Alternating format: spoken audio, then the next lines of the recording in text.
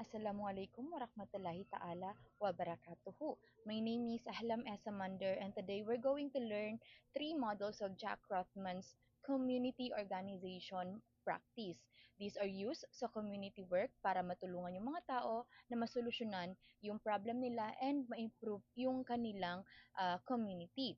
Although magkakaiba sila ng approach, no? Pare-parehos naman silang may goal na community well-being, participation, and even positive social change. So in this video, I'll show you a Venn diagram para malaman natin kung ano yung pinagkakaiba nila, ano yung mga similarities nila, at ano yung similarities nila as a whole.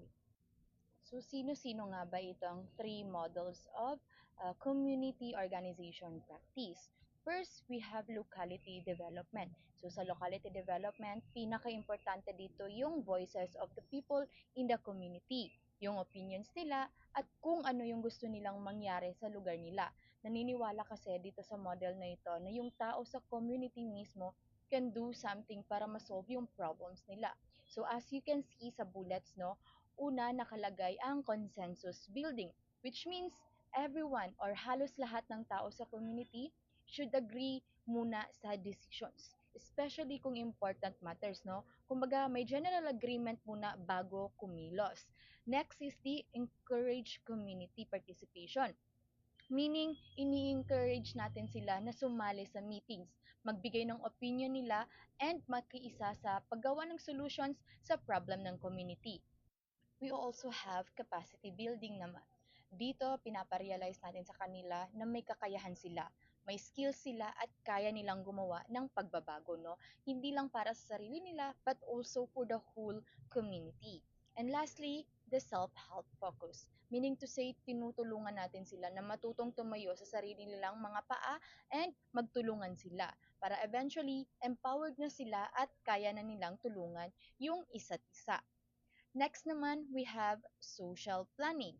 So sa social planning, more on organized and a structured way ito siya ng pag-solve ng problems sa community.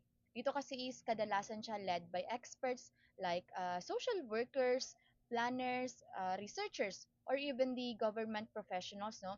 Kasi sila yung may knowledge at training para gumawa ng maayos na plans.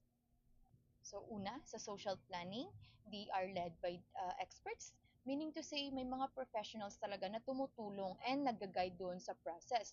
It is also data-driven, meaning to say the experts is gumagamit sila ng surveys, interviews, records, and even statistics para malaman kung ano ba talaga yung main issue or problem ng isang community. So, hindi lang sila basta-basta naguhula kung ano yung problem. Binibase nila ito on facts. There is also an external help, meaning to say may tulong na galing sa outside, hindi galing sa community. This can be NGOs, agencies, or even government programs para maging effective yung solutions. We also have the rational problem solving. Ang ibig sabihin nito is yung logical and practical yung paggawa ng solutions, no? So tinitignan muna kung ano yung cause ng problem and ano yung best way para maayos ito. Lastly, it is a systematic process. Ibig sabihin may step by step na ginagawa or may mga process na sinusunod from assessment, planning, implementation, up until to the evaluation. So for the last model, we have the social action. So sa social action, focus naman nito is yung mga issues ng injustice, oppression, and even equality in the community. So ginagamit naman nito kapag may mga tao or group of people na hindi napapakinggan or naaapi. So in the bullets, we have the addresses oppression. Kasi tinutulungan yung mga taong nakakaranas ng unfair treatment or discrimination in the society or community. Next is the collective action. Ito na yung sama-samang mga tao sa pagkilos para marinig yung concerns nila. Kasi mas malakas yung boses kapag united sila.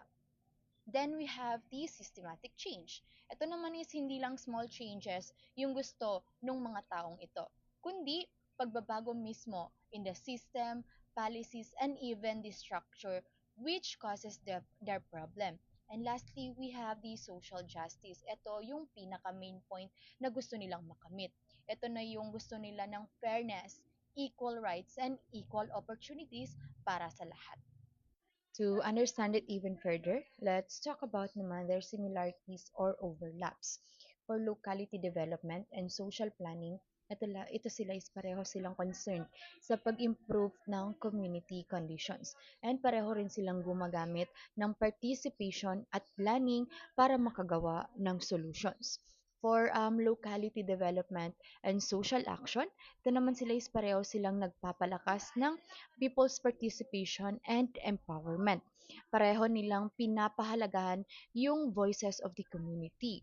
As for social planning and social action, ito naman sila is pareho silang or pareho nilang gusto ng larger changes. Gumagamit sila ng strategy, planning, at organized actions para ma-address yung serious problem ng community. And lastly, their similarities as a whole. So lahat ng models na nabanggit ko, may iisa silang goal, which is to improve the quality of life in the community. So lahat sila is tumutulong sa pag-solve ng community problems. So nagpapalakas din sila ng participation ng tao. They also promote a positive social change.